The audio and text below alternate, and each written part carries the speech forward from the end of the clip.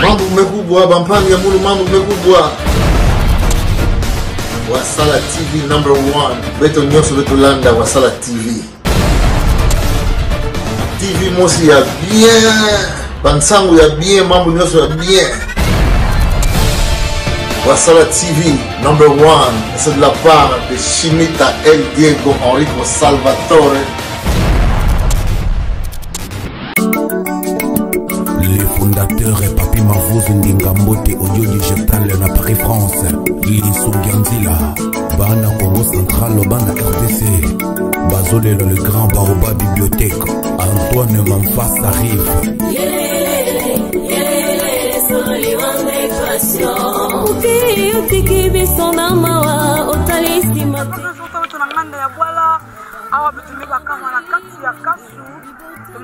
La dernière hommage la papa Manfan Mawila Antoine Shérif le Baobao. Donc on boutra en 1944 à Nokufana 2022 bika ete Sanzambi sala yani salaka imbika bora ubutuka kala ngeme butuka ngifuna kufua même bis que de ça peut d'ailleurs un jour donc à toi botami on vivre comme il a âge ni on a un jour d'ailleurs donc il a ndengwana alors à tout ko bela papa ma frère to boni association ko ba image na kumbu ya ibanga je pense que mvuka ya banga ya mbuka sika donc mbuka sika c'est le kola mbuka sika donc c'est le kola mbuka sika te mbuka sika ya una vana donc et alors là kasu avant ma frère un beau histoire nani quand on a na stade Ndanza comme ça nandenga ya koto na basidi wana donc voilà il y aura quelques-uns qui vont parler à propos de son hommage et après nous allons continuer. Merci beaucoup mesdames et messieurs, encore merci à Blanchard Wasala, merci à tous les internautes et à tous les téléspectateurs. Vous qui aimez bien Wasala. Papa Nifaso. Bonjour. Matadien. Bon, ma date de naissance na minute ya mtu Luanda. Ah, moi je suis Luanda. Ngena papa mafobengena de la famille. Ma fan ke tata mun. Comme que moi nana. Merci. Merci. Alors pour vous appelez pas avant que on a posé jamais la image de papa. Donc on va y mettre mon nom. Ngena mafobengena papa. Bon. Ma solo na minute ya masolo ke diave na papa ça na mesinga na déjà kasi oui ya mona kutuka masolo ke diave na yandi ke diave bete sur la diave ya ke passi parce que basoka mona tu baneti na ba publicité na ba Facebook mambo wana mingi ya kutuba mais amesa kanga beto bayinwa beto lenda dia tuba fe o na minute ya wana masolo entre munu na yandi to beto na yandi lufwa pe awa yake ya vizeke ve mekwenda donc ya ukapasi na nzima me yake nzila samu na beto nyonso tu beto mendi maya complication moskele ve nzambi yani mosi mezaba et yake l'une des raisons même on a na minute na matadi puisque qui m'amène en tamu awa il y a importance et que ça na mafwa ya donc dia mulenda tuba na minute ya yawe ai samna data beto ma femme kufwa ya onde même on a na dia na minute awa na matadi Alors faut l'âge. Bon, papa me kufwa na âge à 78 ans. 78 ans. Alors bon nous mon papa tu veux voir beaucoup yaï. Combien d'années? Luanda combien d'années? Bon, dommage, beto bikanaka usola na ba téléphone. Ça fait 19 ans beto on a dit à tata mekina. Ah, mais après 19 ans, boss na bimani na mukina matadi na Congo. Bon. Il y a normal il y a des circonstances à vie puisque nous kwenda ve na Angola ça mon voyage moi mais nous kwenda ça mon mbimba na Angola. Peut-être ba démarche na vendre mazimbazi pe yani kuiza nani bon an préféré que an bikana nani awa mais beto mana sola beto na ba opportunité nyonso tout wana monana ba programme kwanda wani pia kuiza talani mais ya kokisa mabe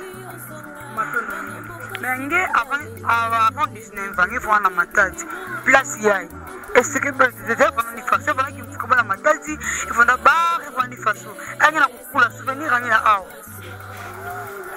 Bon, souvenir ya mu ya awa me ba kusanga souvenir ya mu ya awa ya ke inzo me banda histoire beto me butukila beto me kula awa en face de Natala ya mona magasin peut-être que nous voyons mona fioti magasin Mzabaka ove le seul historial mulenda bikana na peut-être ya bar qui est en côté awa bar de ya me budisa beto na babima kakaka changement peut-être vieillissement ya Inzo mais malgré moi retouche ba mesala samna kupesa dia moi fi clarité moi beauté moi aussi mais ça va que Inzo déjà me vieillir mais awa beto munu peut-être na batata mu ya leki na batata kento beto me kula awa beto na bawo lokola bana tata mosiko tata beto yandi wanda lokola tata ba donc bagen tata kento to ba papa le d'un côté neti ba yaya mosi andia mosi Allez tout bas. Allez ça m'a témoigné ça va au pani mais ba ngi ko très bien ba ça va très bien maman ni façon fioti kaka ni condoléances ah merci vous pas grand kulutu grand frère beto alors souvenir nini ngena kulunda ya mbote ya grand frère bon souvenir ke mingi mbona kulenda utukutuba donc kana beto bayankaka beto kena kumuonika na kidumbu bubu yayi yake grâce nane munu na bapangi nyonso depuis papa kufoka na 72 mutu melunda beto me kotseto ba classe to ko sabila la ra ba position ya bien na inza na kilumbu bubu ya grâce ya tata yayi kana ni fuanda cafe beto zala fuanda banani donc souvenir ke mingi donc beto lenda kufuta ni ya uve ame kwenda avant mingi. Alors banda papa banda me bika bon on kita tania en quelque sorte parce que parfois avant parfois il était mon afioti mais kudisa nyam tanzinga ba classe ngi ba position mais banda ne bika matati ne bika République démocratique du Congo et mais ça comme bamfula comme bon mon katoka mona matadi na Congo na 84 mais de temps à l'autre mon vana kuisa usa la grand frère il faso ba santé na Rwandaka période non seulement kwa nikiri maladi ba accident vana sala en tout cas mu makeke ata na programme mo sofia ba maladi nani mu vanda souvent kuisa na matadi mu zatala ile bona so la kanga na kumona yanzi samu na nye place yayi injo ba kasi beno kudira naka juto kwa sala misomo santuka na yanzi to ko ta na kata di juka ya tu ba maka injo m'expliquer mu alors ngesa mu na nye souvenir ekenini samu na kukula awa de son vivant tikilumba mobien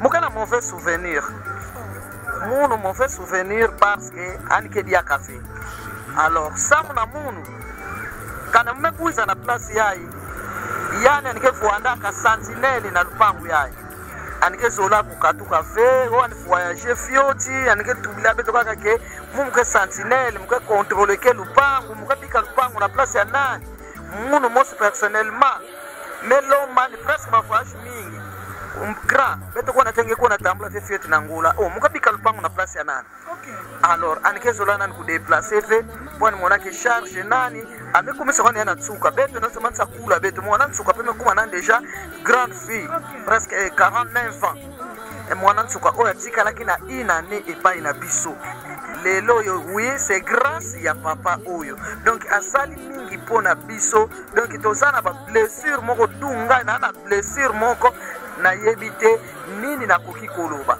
donc nazana mauvais souvenir na lupangu oyo mumuza bakutuvekani yike mone usasadia na lupangu yake muguza tala nani muna kutuba muza fe muguza tala nani hata muguza na matali bana yekwa kuve muntu ke kwa kuve meme tuba nike sentinelle yani mosibikana ka na kento ba usoli moloko bakedi yangu kana ni koya kaka to kanto mosa ni bakaka quelque part to nana ne koela kana ke fuanda na ya première femme ina fuanda nani mama bana ni kufoka na me baka yayi yani kifuanda na ya anime kufuanda medika kento nani mebana bakifuanda kawa wengine wakaanza kento mama muno tete muke mwana kento ya zoli muke kuwanga ndinga tata nzambe kento ina anifuanda lukula mpanzi nani faso tata nzambe tubila betu beto reconnaître yani ve samu na iki kutu betele fuanda ba engrave do sala ba engrave pour na kento non kento mutu me kufuandi ve menzambe mutu mezola beto teke zola kento parce que ame fuanda na grand frère beto na ta ya mingi kana fuanda na kento ve beto zaba fe na ba passe na baka est-ce que an sola ku vivre tibubia ou pas donc beteke reconnaissante na kento beto ni kento beto beteke zonzave beteke finga na kafe kima mosi beteke tina na ikia an kento beto to zola na baba mwana pena papa mwana kelize mais beteke na bana kaka yani kaka mama baba. Alors vous pouvez être dans le solo ya Bralima Congo parce que vous voulez solo ndi awa na kati. Et puis émission on va dire le ya ou ni vanda on vient na kutuba mambo avant ni kufwa. Alors vous pouvez être le solo ya Bralima Congo à l'époque ni vanda ni zo ba solo ngo ali vanda ami ya Bralima rien. Bon, mais tu peux ça maniquer commerçant. Alors, maman mona niyo sanike sadila ka beto mwato zaba yao ikelevé pour parce que vanda ka wafi. Tant il a que vanda te me kuiza betre no sona tu baka ba mambo ne nécessaire ne ke simba ka ba via beto. Façon même na kuwa ke grand ba ou ba bibliothèque. Beto dia ka te me pere ya mingi. Façon bana quartier no kudila o ba mbuta ba leke bana kudila beto to no pere mingi. Po sagesse ya fioti na beto to banga samu na yani. Alors on meka kuiza awa objectif ya mufwana to sola ba mambo na ke pesa munu implice na via munu.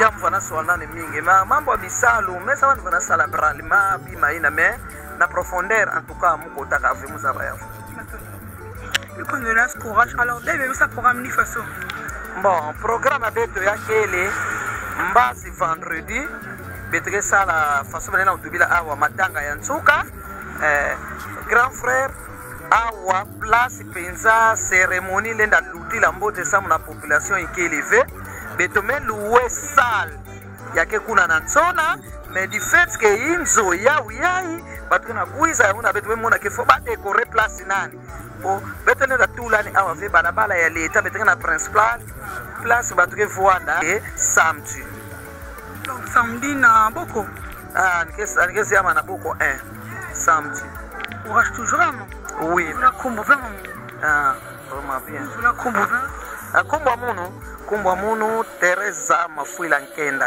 Ensemble avec vous, il y a mes cousins Bara. Bah, imagine, vous avez accompagné quelqu'un. Bah, c'est grand frère. Ah, grand frère, il y a papa. Grand frère, il y a Munu. Ah, il y a papa. Ah, Matondo. Moi, c'est ma grand frère, mon grand frère, salut. Grand frère, mes condoléances. Merci. Comment on a les grands frères? Moi, c'est Maketo Yalama Mafuila. Ah, ndiki mwana matati nge vanda awo bengile ngene mbeka tona Luanda. Munu mobutuka na matadi mais mokatuka na matadi na 1981. Samuna kwenda na Angola. Ndiye na Angola. Beno suna ole ngeme benga benga babo ka petit chanyosa. Ndio nyoso bidala na Angola. Family nyoso na Angola. Matendo. Obeki na Angola kuwa ntsangu ya mpasi ya sala ke kafkene ka to kubika beto. Bembe vutuka play samuna ngeli faso mama ngwakeli samuna munu mumuna ka kude foudre beto bakaka donc tonnerre bulaka samuna beto puisque beto mesana na grand frère yani mutu après avoir tata beto kufua na 1971 yani mutu supporter ke ba classe ya beto yani mutu sansaka beto ate beto kumana ntango ka mutu chaque mutu amekwenda sosa luzingo nani place amekwenda yani donc beto katoka na problème de awa beto wana bien na grand frère beto wana bien na grand frère mais quand ça beto classe mono kutu lene mukota na Angola musalisa fête na bivete ai grand frère me pesa mu malavu apesa mu boka na madame fête au revoir ya moi ça la fête bubu ya mbazi me kwenda fête au revoir ame organiser fête sa muna muno sa mulemba nzela na bakamarade ya muno bamina mu ba collègue amekwenda na Angola donc vraiment kufuanani yake perte incomparable samuna mungu Matondo. Muvandaka mutu mosi. Yani bwana zola mingi parce que après ti papa Vandaka Muvandaka mu gérant na magasin. Papa même fois peut-être même bigana na yani Muvandaka comme mufanya tu ba comme comptable. Muvandaka comme comptable Muvandaka kuenda kusoma bima na vile mukamanga ba camarade ba mindele mais vous atola na magasin mesala ba meso sa prix bénéficiaire, marge bénéficiaire, mais tout là-bas produit. Donc, vraiment, dès que nous voyons un mois, 2 mois, par contre, il y a un magasin privé qui va voir dans le monde. Après, ça peut être la compte même versé. Vraiment, pas si. Mais c'est que, ben voilà, papa, avant de kota awa, na cité kuna na sud. Muge mwana 53. Na sud. Na sud, oui. Beto voilà, beto nyonso beto bana na beto voilà. Quand tu viens pour faire kota awa, on va voir. C'est na sud nzo beto. Ate ka injo so kina stade, kana ni faso. Injo wa beto ya kuandaka Notre Dame. Ila kuandaka mpango wa beto. Ale après beto kuza awa ile kwa injo wa beto to kuandaka. Matondo. OK. Singine ni bona kapantima. Mupe muandaka. Ai bana ve. Ile kwa deja. Matondo. Anti blabe tandi banana Fatima amekatuka fana amekuza kuma kuna bateka ni faso yao leta baki yao zama bato ya fele ya kwaku amebaka bainzo ina ba mettre transférer ba na mboka sika alors on a d'ailleurs organisation il passe à quel organisation à d'ailleurs expliquer peut-être expliquer na fanga de na putu papa ça va mingi na putu partout bala on la beto expliquer peut-être d'ailleurs ni forcément sur la programme on a une job il faut que vendre malgré ma mère trop sur ton dame presque le programme est ma foi mais tu mets ça la nuance peut-être pas problème à cercueil mais tu mets ma cercueil mais tu mets traiter ni canal nuance na ba morne ma maman cordial presque dit ma nuance ya mepikana ya peut-être ça la ya peut-être suma ya ya mepikana kaka samuna peut-être so madia samuna ya mabanzengo de comme un petit serre mana tuba que place yayi ele to kuza bito bana intention que ma monyo se buta awa mais bito mona poisson grand frère mais zabakana ameza bakana nini bito matula yao bito baka permission vers na barabara leta bito na ngola ke vanaka bito kwenda bito mebaka mais il faut bien se dire leta kasi bito baka bito na fula na ngola bito mebalo ma permission na leta na pesa bito bito matula baka baba nini hao batenda ba katafali bakapu samuna mwini yani femme l'autorisation kasi awa moto beto principal ka pesa beto nzila musiba beto mona hawa kana bato kwanda hawa poisson ba mota ba wawa kana kuluta ba kanyo kana kuluta nzila kana fyote kana mutumeko no malavu mota nina tutani kana tutani responsabilité ya ile kuza na beto yana ile mona ke otamie awa nini bwana beto sala veiller mortel beto sala na sala sana wanga bene hommage matondo mingi mais ukwenda na ngola na 81 mama 84 bébé ka papa ana 84 awa beto so alors comment on dit la façon de kuma nous savons bien mais beto premièrement beto katuka nzila bwana tombote bon mbote fait na mabulu kutoka kadabika mumu na 81 nzila bwana ka mbote yeah na 80 beto kona nzila ya bwana mbote mesa la comédie na ngola presque 43 ans non presque 43 44 42 ans non 43 43 Ulunda ya grand frère de les bases acheter qui nous baboubiai comment on a me kwenda mes souvenirs moi me bikana ya mbote samna ya beto papa ya beto kaka ya beto nkulu on fait notre bas souvenir ils sont vivants pas mal pour être blingé les autres sont faisant vraiment mon naka ni souvenir ni na kulunda metuba ani wanaka grand frère Moussa Mfunu samuna beto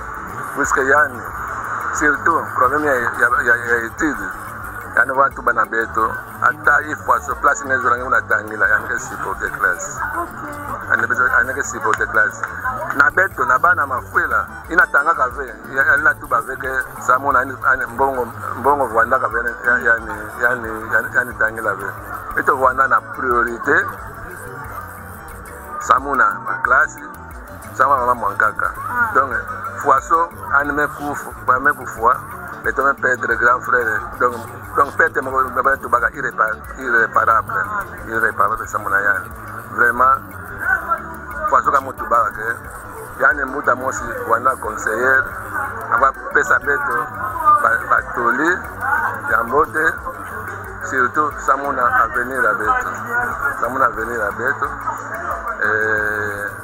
vraiment perdre mon vraiment ya nene ça mon beto. Courage toujours à papa. Mais moi, comme elle va dans ma fouille là, Antoine. Ma femme elle est passée à 4 ans, elle va musicien. Non, ma fouille là, elle comme ma papa. Tata na buta beto, comme on a ma fouille Antoine.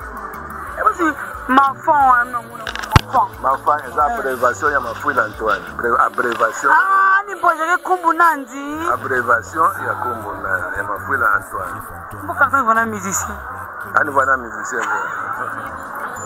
Alibana musicien de matondo mengi papa mono ila moyo vulange zengezo na tubia na ba diaspora batike na nganda ya bwala pe batike ontala batike na kati ya kisunga ya République démocratique ya Congo nini yakele na moi précision mo se fioti mona to baka samula pangi nyoso kana na echa kinzenza surtout ba pangi ya beto kena na maputo ba confiar que beto samula beto kuza au wa samula beto kuza tala mama pangi puisque awa betokele beto pikana ka pangi zone mafa na grande sœur ina kena grande sœur kele beto na grande sœur elle est malade donc vraiment ya bopula papa sikaka matu baka va confier beto misiko beto kuza na ngola sababu tala mama grand frère baba bwana calme mambo nyoso sababu na grand frère beto mesa yana kuluta mbote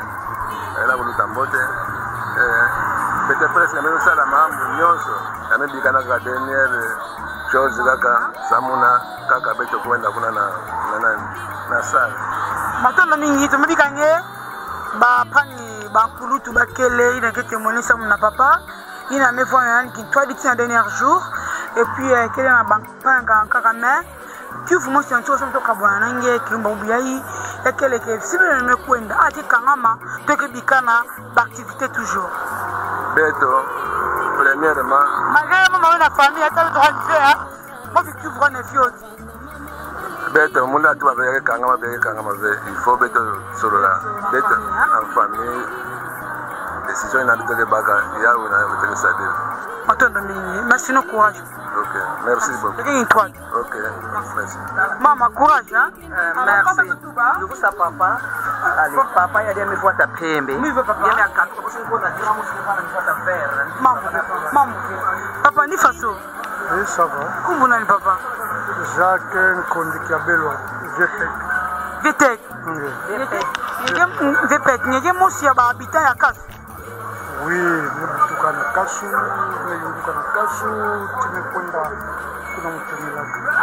maintenant papa souvenir nini ngena kulunda somna yangeye nkulutu na kumbu ya mafon bon papa mafon andaka mu depuis 71 en 71 donc me kumalola mwana ya inji donc lokola mo première nenandi parce que me yukanandi même au village natal à moi nous abaya donc me yuka nandi meza wa mambo nandi meza ba imbi nandi meza mbote nandi donc ça na munu abenga na 4h du matin qui pas ma famille ko fo na bela bon mambo ko bela mo ko ya parce que mo vanda kali ya 4 jours 5 jours passés avec sur la route même ko tout à coup on ne donc mort subite ça m'nangue oui ça la m'nangue mort subite parce que dernier jour tu vois nan ça ça m'nangue ngeke tubaga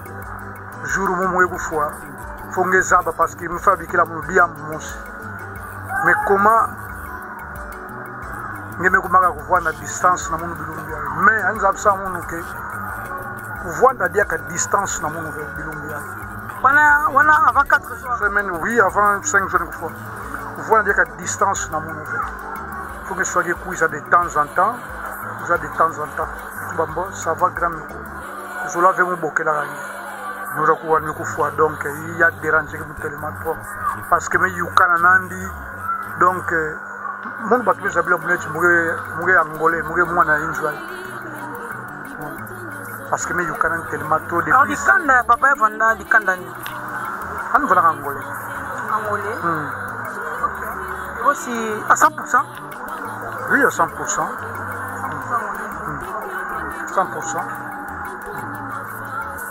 Donc, il y a des gens qui ont des gens qui ont passé. Les bandes qui ont le pango, ça m'a cousé à quoi, marié mes boutons à quoi. Nous avons mis à la nane, parce que ban, que levé, peut-être, ni battre école, peut-être on est dit qu'à quête, on a cousé de temps en temps que la quête, montrement, quoi qu'on finit terminé. Courage toujours, hein? Ok, merci. Alors, peut-être que ce témoignage est mort. Il n'a pas ma femme, on a tout blanqué. Tant on y oh,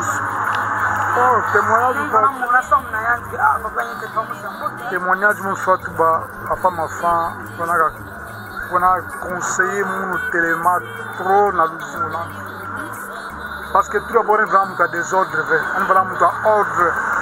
Quand on a des ordres, il y a des ordres, on a voir en hiver. On a voir en hiver. Depuis 71, 2022, actuellement moi j'ai 72 ans,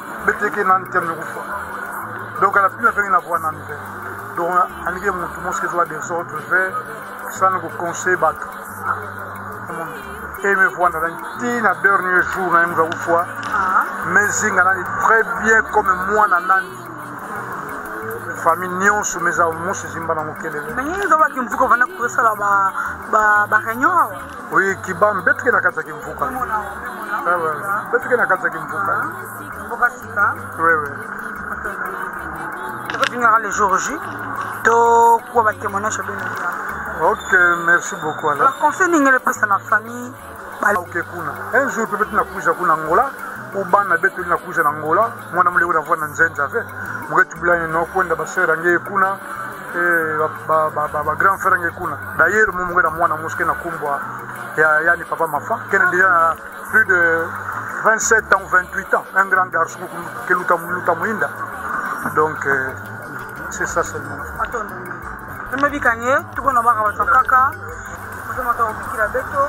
Quand il y a un souvenir, Nandi, il y a expliqué que il y a un beto, na visible. Comment nani? Vous ne pouvez pas sacré. Pas sacré, mais si ça on a peur de ndinga. Alors dès son vivant, papa m'a fait une façon nani. Depuis 76, je suis un camarade. Il y a une loi pour ça la commerce, ma voiture. Mais ces derniers temps, vous avez remarqué Centenaire très précaire, très précaire. Ça la nyoso ya ku encadrer mais yandia ebana ni kimbuta zimi papa enfant ani kuma konda même mon il va pas y faire il va nene oui bon photo na mona ya ouvert même mon autre c'est mon papa ani kimbuta zimi papa enfant alors, il y a vraiment un plan qui est tout bien. Il y a vraiment tout bien. Bon, il sentir bien, mais soi-disant, mazan surtout, mais il y a d'après un normal une fois. Il y a un sec. Il faut une photo, un solo. Le reste, nous avons. Alors, bananga za banga c'est insisté que mbabu be souvenir ni ngolo ina ngemelunda sana papa ma franc alifana ngandi alifana mutu mosi ya kuposa ba conseil alifana mutu mosi ya 10 c'est une différence bon ya ndio alifana des fois mon voilà nani de n'importe qui ouais il m'a dit que papa voilà mtatu na hizo defu mbongo baka tibu bien mbongo baka ndio futula yao defu mo voilà nani kaya papa ria ou men quoi souvenir en tout cas donc mon peut continuer pour tout mon approche ngeke mon jusqu'à ce que moi dit là Courage toujours, papa. Merci.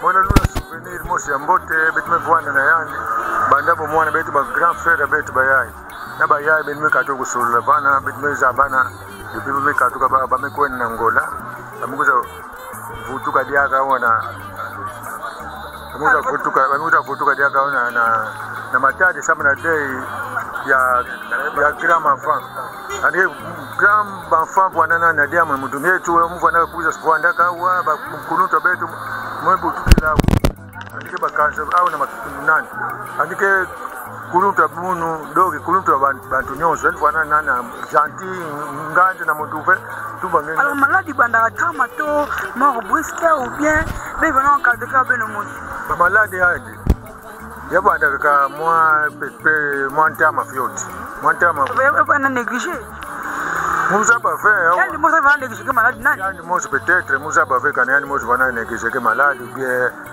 mutindu mulena ça pas fait. Merci. Et puis il y a conseil ningi puis la famille. On répète un conseil mingi na famille mais yaya ni mebika. Bana baleki bakulutu bavwanda babi. Papa André. En tout cas, courage. Et écoutez l'ambassade Kilumbu ya Matanga Nchuka na Chona. Merci beaucoup, vraiment, moi, merci beaucoup, papa. Courage toujours. Matondo Minga, est-ce qu'elle est quelle est? Ah, Matondo. De la quitter, tout le temps, on a monté pour vous abattre. Papa, monte, papa, mes condoléances. Merci. Combien, papa? Tu as dit. Il a vraiment ma famille pour une relation. Mon papa, mon enfant, c'est mon grand frère Kaka, mon grand frère. Donc, moi, je suis naé, moi, je suis naé. So, moi, si tu es papa. Donc, papa, je moi, si naé. Moi, moi, si naé. Alors, biso sikoyo, bango ko bazo benga papa nanga papa, nana ko benga papa, yé bango grand enfant, grand frère. Matondi, après ma frère autour tika biso depuis quelques jours et pour na yo sangoana. Émotion nango c'est là que ndenge. Ça n'a pas si mingi parce que ça n'a pas si mingi parce que ala matadi tozalaki ngana ye. Tozalaki pratiquement misato, grande sœur à sud. Na ye nanga de problème nyonso to salango biso na ye moko nyonso famille ki ko yi biso na ye sala ah madame ngo zalaki ndenge nini zalaki négligé ou on occupé en test comment mort subite ou bien eba ki te ka zo bela maman ko zo musango muta kufi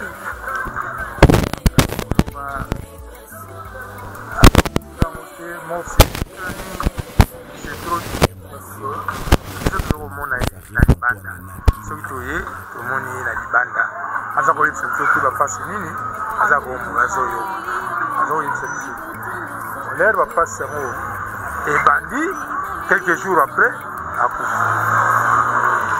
Merci beaucoup. Nayebi te témoignage ni koloba papa ma femme sont vivants donc on vanda na ye témoignage et le oyo marka yo na ba ma femme no yeba eti mukolo ya était bon, très gentil avec tout le monde. Très gentil avec tout le monde. Donc, maintenant, je vais vivre dans les billets. On écoute les sages, les grandes bibliothèques. Merci beaucoup. Tu peux nous dire que nous avons dit que nous avons bon matin à Souka na salle à Chona ya Mikondo. Mambi mafuila mafuila titi na moko. Alors, on a pas ma famille, ça va aller façon. On a coco na ngati. Véritable coco. Na ba coco nyonso na vie na ngana ebizande. Papa ya mafa. Donc mafa ebani na ye moko papa yego suka na mwana. Bon. Na ya awa on a une âge moko na ngina na 6e année primaire. Donc na ye awa na zombi salaka escale awa na kati lero na konseki au moins 22 ans à partir de 22 ans na âge on a comme nango lelo et vous à la 40 ans to bana kuna et okutana na ye tango oncle Koko akufi okutani to solo linga bona ke na kosala programme na kozonga poto sola makambo ene kinasi alors subitement na Kinshasa babenga o mafan donc et ça là une émotion na comprendre de mutu to sali programme poto solo là na yo bakufi alors na tardaki après 3 jours na wayi makamwana malamone comme na terrain na petit frère moi dans les plus jeunes bon dans la famille na libubu do ya li mona oncle nenga na li mona ya tante ya comprendre mais il était trop gentil non ce que les gens disent il conseiller des jeunes il conseillait souvent les jeunes tout le monde presque tout le monde parce que au moins du temps aux okola après c'est ça merci kombo nanga mambi mafuila makwikila titi dina mokwe tomona na lobby hein na vi ke matanga déjà ne boyamba et les canaux bien et voilà donc alors toujours mes condoléances merci beaucoup merci alors on va faire nanga nous avons presque na suka to clôturer émission oyo papa kumulani oui ça va Milano Douda il y a la famille non Mounou de Milano Douda Milano la Lubaka de Lubaka la Lubaka voilà la famille arrivée mais commerçant un tama famille na façon ya mais zabana Mounou kutuka awa na kasu kasi mufana mwana fio tufasake vandaki meba kusaba wa mama meba kusaba yai kamaradi ya tata betu yai kamaradi ya mama betu kamaradi ya tata betu ya tete muzaba papa mafa bao na bao bana kwa fuma yao alors aba mafan bana mvi bana bana sola non saba kana kwa kuna kache kwa kanene na papa mafa muzaba vepi mimi awa malgré que muzaba batata barezo bana tibana kukula bakula ni tifia kuvenga bana kangi bisa ili musika play kwa net place ya ika place uteke bana zozo bana ina gani mtokana kuza mfanya mtani kita anemona pe mtu hivi bana zozo vingine kubwa na ndimba yauza kumaja bama tete yao bwana. Merci beaucoup parce qu'on s'avait dans le voilà le cola oncle Charles Ngodio et puis le cola ya mon oncle la kumu ya José Moko salle de fête dans de Dieu écoute fallait normalement salle de fête dans de Dieu Jean Moko un peu ça salle na diskin donc bato mingi on sala betu Valérie Wasibu de Matadi pour papa qui le fait tant que la famille peut clôturer alors tu vas clôturer nanye dans votre quartier tu vas clôturer nanye ça me vous a pas toujours maman papa enfant maintenant mingi il y a coupé ça conseil que ni na famille conseil que kaka façon papa ma femme na tabatu neza bage an vana peneti koni mo sa famille bali no sina manima balanda dikolo nani nzaba kufuata memba yake ke vana awa kenika kwa na ngola bana bapangi balanda dikolo na mais samna kusignaler ko façon de ga matanga ki awa biti na kasu na mbata mongo donc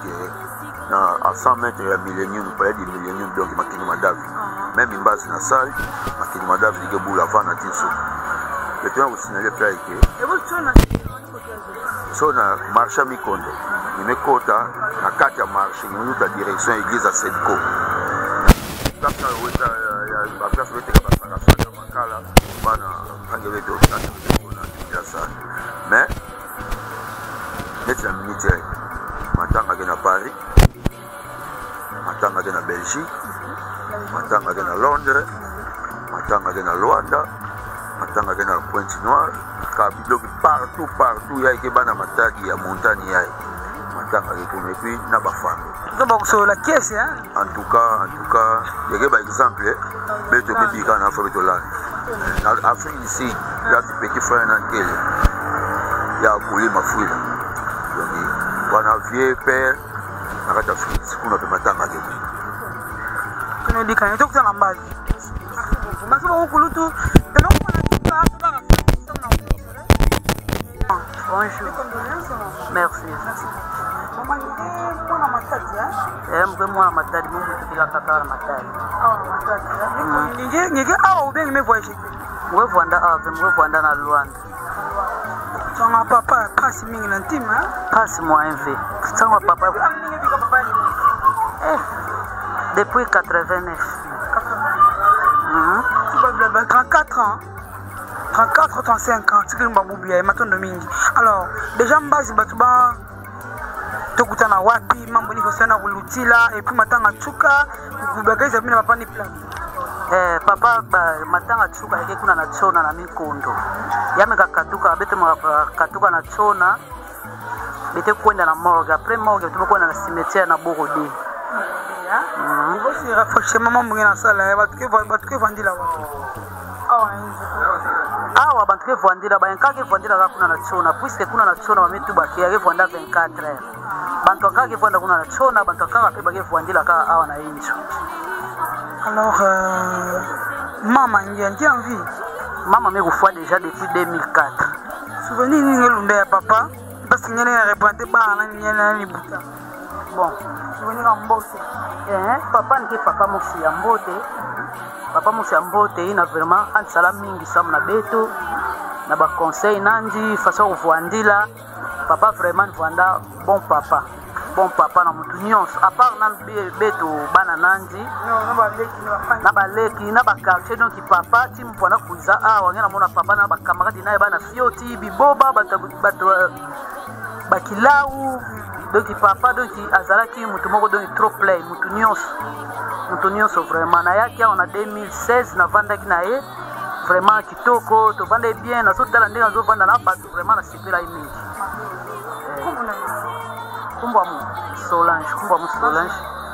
Solange ya manam courage toujours tenez comme na tuka en matondo mingi merci beaucoup papa maman message car ya tuka somme na papa ma franc ma fouille ina fanda ali vanda nangi papa ma fouille Antoine somme na munani vanda benza grand frère amona kutoma kutuba grand frère mena kutala donc grand frère ve metata muna somme na tata imbutaka papa mafana muno lege nani ali kufuaka treto beto to bikana ka bana ya fioti grâce na grand mafan ani vanda ka tata mosi ya mbote ya ngindo ya sagesse bubia yemuno lege nani kena courage ya kutuba yeleka bukenleke nani kanani vanda ka penza ya beto lunda beto mbote ve en tout cas na kimba bubia muli na tema pe mutuba donc na bubia ni ke grand frère ve metata mo mbaze ke dernier hommage à papa alors beto no ba souvenir ya papa beto parce que mtumeka kufa te vana ba souvenir man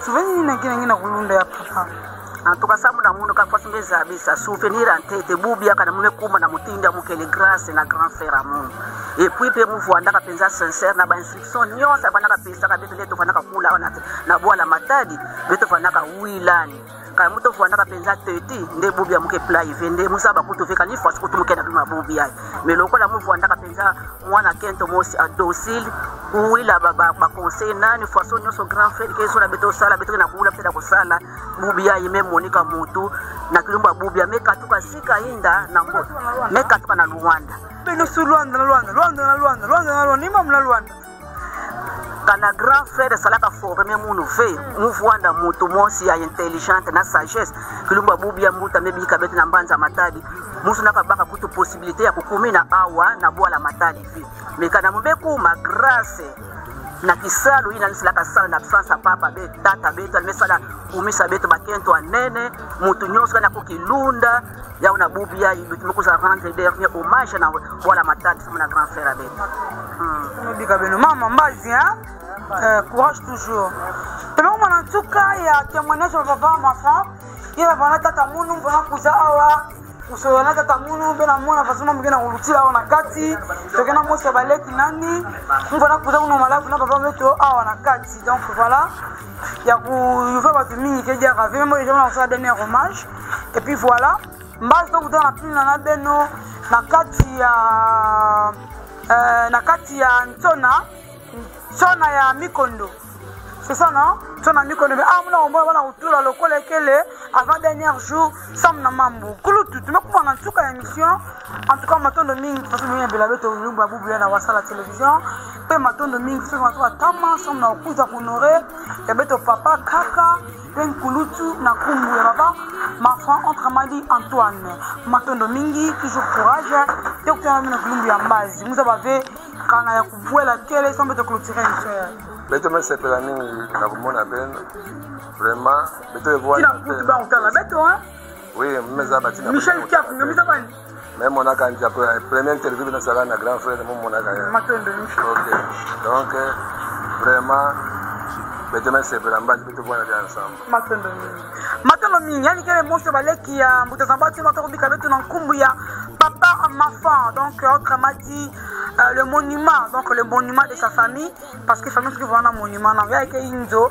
parce que matin ngena kusalamina avant makuma avant ma femme vandaka kuna côté ya église ya Fatima et après ba teka kuna pesa wa awa nde anza sala kizungu nani lizuki nani kizungu nani luzingu nani ya mvimba matondo mingi na kimbuta pe matondo mingi na bajosi na baksa un coup de plus samu na dutu etata beto evona toujours na ngemba bila kumona bila kusala bisalu tout na bila kulumbu ya mbazi pe na morgue et puis tu me dis kabeno na ngemba ya funzambi na mabuta beno merci beaucoup au revoir papa les fondateurs et Papi Mavouz Ndingambote audio digital na Paris France Yili Sungianzila Bana Congo Central Bana RDC Bazolela le grand Baoba bibliothèque Antoine Manfas arrive